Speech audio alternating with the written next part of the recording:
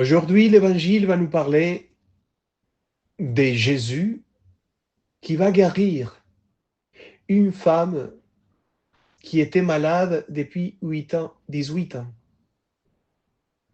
Une femme qui on dit qu'à cause d'un esprit mauvais, pouvait plus marcher et sa colonne était totalement encorvée, détruite. Donc, c'était un samedi et un pharisien était tout à fait furieux parce que lui, il pratiquait la miséricorde, la guérison de la pauvre dame samedi, et les samedis, on ne peut rien faire. Mais en fait, Jésus va lui répondre, justement parce que c'est samedi, justement parce que c'est les jours d'hommage à Dieu, c'est là, pardon, qu'il faut pratiquer la miséricorde, l'amour, s'adresser à l'autre qui souffre, le guérir, le sauver.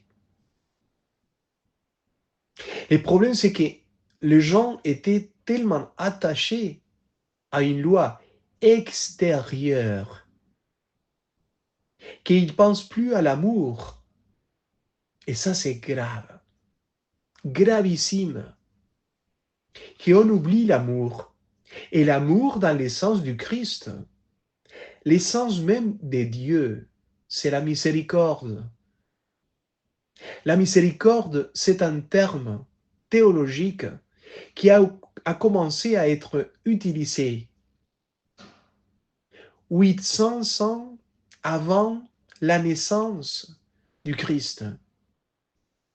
C'est un terme pour exprimer tout cela que Dieu peut faire, pour s'abaisser, pour prendre celui qui souffre, pour le faire sortir, pour le libérer, pour l'aimer, pour lui donner la vie, le salut, pour couper les chaînes qui les détruisent et le libérer d'une manière totale. Ça, c'est le salut. Et ça, c'est l'amour de Dieu. C'est comme ça que Dieu aime. Dieu pratique toujours la miséricorde avec celui qui souffre et même avec le pécheur qui ne peut pas sortir du péché et qui demande à Dieu, aide-moi. Dieu, il est tellement beau qu'il va vers celui qui souffre pour le guérir, pour le sauver. Et Jésus va pratiquer la même miséricorde de son Père. Et là, il va nous demander la même chose, pratiquer la même chose. Et je vous assure, pour pratiquer la miséricorde, pour aimer celui qui n'en peut plus, pour habiter les cœurs de celui qui est tout seul, on doit faire l'oraison. On doit pratiquer la rencontre avec le Christ jour après jour.